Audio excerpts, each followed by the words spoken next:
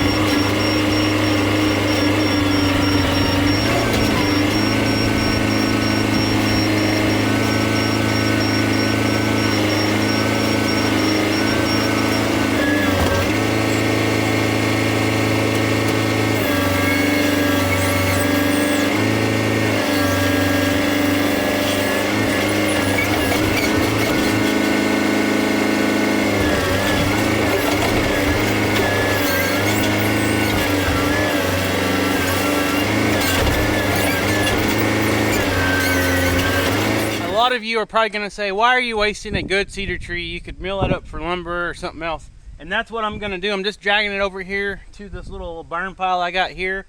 I will eventually limb it out and save the bigger logs. And whenever my good buddy Dutch decides to get his sawmill, he's just right down the road now, we'll save this log because that's a good, probably a 12-inch in diameter cedar tree. And we'll save it, and whenever he gets a sawmill, we'll take it down there and maybe make something out of it. I mean, we could make posts, we could make anything out of it, so it will not go to waste. And here in a few days, I might let the goats in here so they can get a little snack off the greens. They love these cedar trees. But I assure you, this thing will not go to waste. You know, these cedar trees are a nuisance. They suck up a lot of water. If you guys watched the video, you had to see how many of those tap roots I had to go down and dig in with the backhoe and break loose from the stump. And these things, they leach out, they leach out and they just root through the ground and they suck up so much water. These evergreen trees require a lot of water. That's why a lot of times here in Oklahoma, mostly western Oklahoma, these things are considered a nuisance because they start a lot of fires. Like you'll see a big field of these things, and they actually kill off all the other good trees because they suck all the water out of the ground, and all the good trees that you want, the beneficial hardwood trees, get starved from water. And then these guys just flourish.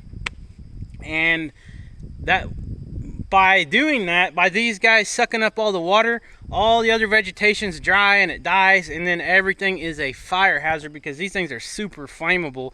You hold a match to them, the oil on it, it lights up pretty good and it burns super hot. So I'm glad to get this away from the shop anyways. And now we can continue on with our farm upgrade.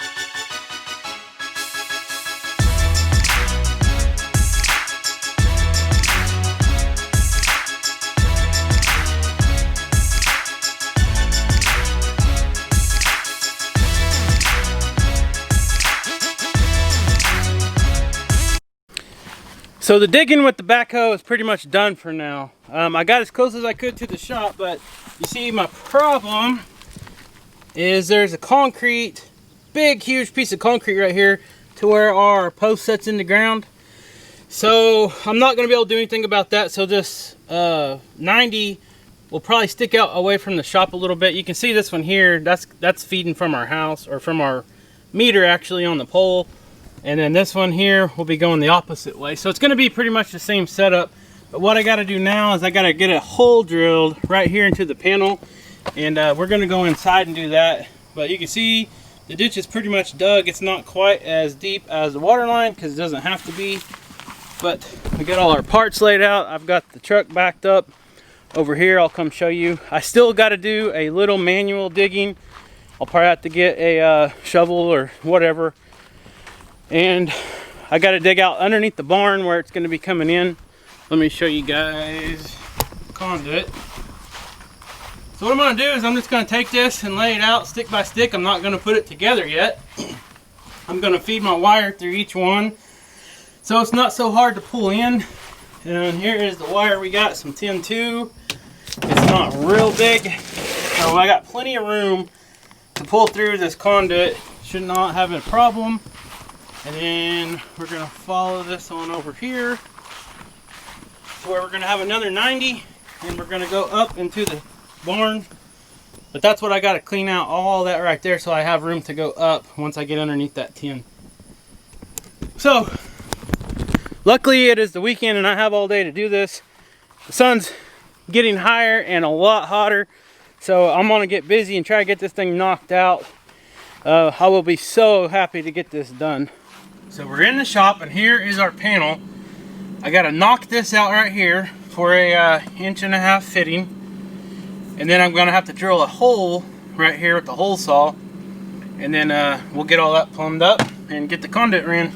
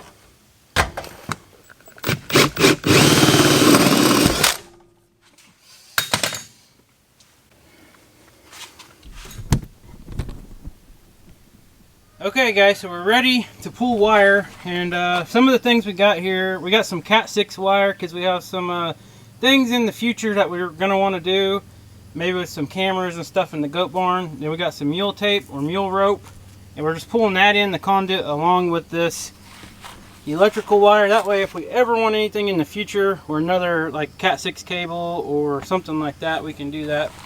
And I don't have any of this fastened in yet, but what I'm going to do is I'm going to put this together and start feeding the wire down. Then when I get down to the end where the 90 is, I'll leave it open, and then I'll start going that way, and then I'll butt it all together as we go.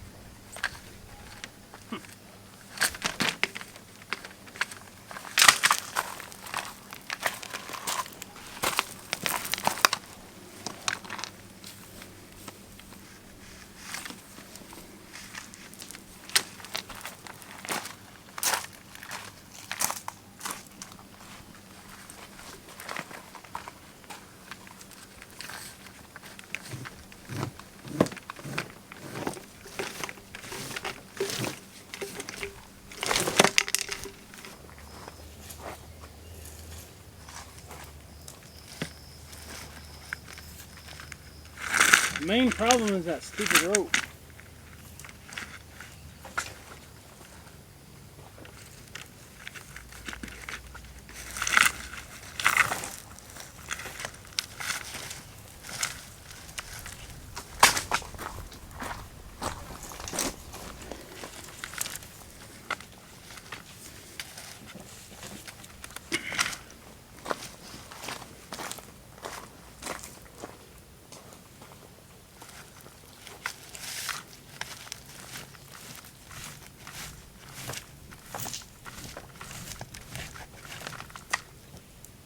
Okay, now that's knotted up.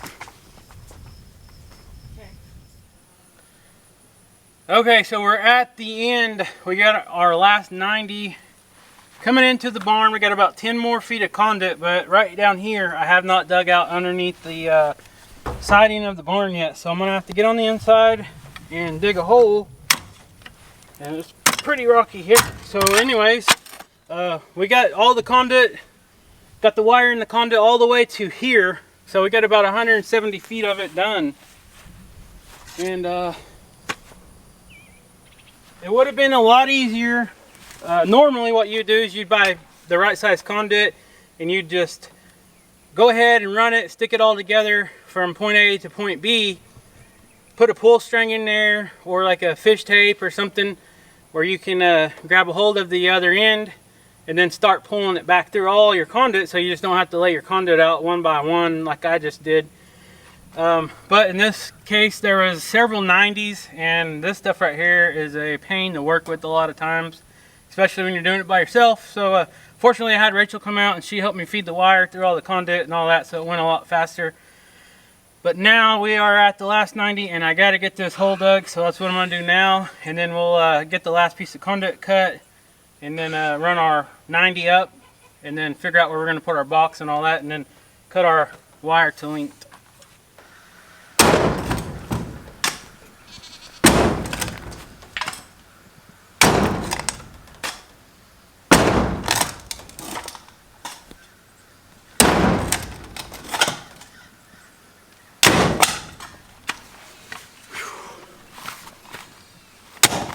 It's just starting to rain, and I can hear the goats starting to run this way. Alright, that should be good to get our 90 up in there.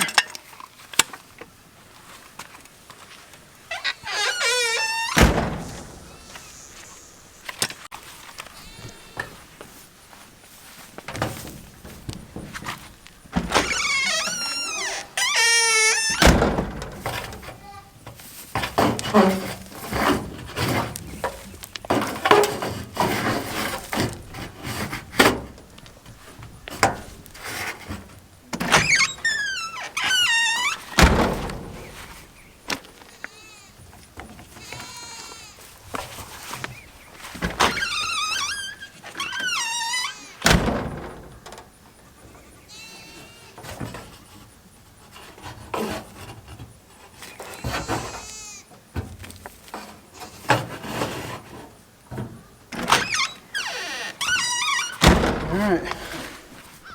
Okay, so we got the 90 into the barn, and we just got a stick going up. I'll show you guys. It might be a little dark in here. But instead of wasting a whole piece of pipe, I got some short pieces and a couple of joints. I'll probably mount the box right here. That way the goats or no one can climb up on it and it won't get wet, anything else. So I'm not completely done in here, but we're about 99% done. And of course we got everything conduited in conduit. And no, I did not glue these joints together. And if you guys know anything about conduit or wire in the ground, a lot of times this conduit will get condensation in it and it will fill up with water. So it's a good thing, or it's a good practice in my experience, to have the breaker box mounted higher than the highest point that the conduit's in, because if you are going downhill, water will use gravity and it will actually level itself out with the pressure. And if your breaker box is below your high spot, it can fill up with water. So that's one thing I'm trying to remember. So I'm going to try to mount that breaker box at least higher than the grade of this land right here, just to be safe. You don't want to go in there and have water in your breaker box. But anyways, I still got to finish over here hooking all this together, and I'm going to do that real quick, and then we'll get back and show you guys what the finished product looks like.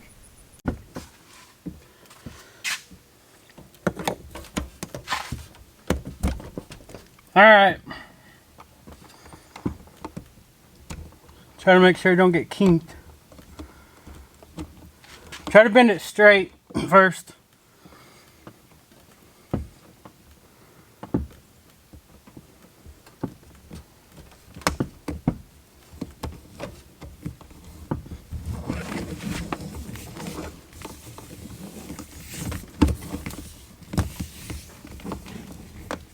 That it? Yep. Alright. Well, we got plenty. Alright guys, so you can see we got about 6 foot of slack, so that is a good thing. When you're running electric, you do not want to come up short because you can't exactly just splice into it real easy, and you might have problems down the road. So you always want to allow to have extra slack. That way you have room in case you need to do something or mess something up, you have a little bit of extra to work with. So we got it in the shop and it's in the barn. So now I'm going to go back and tidy everything up and then wrap this video up. Well, another small step in this project and the farm upgrade is done today.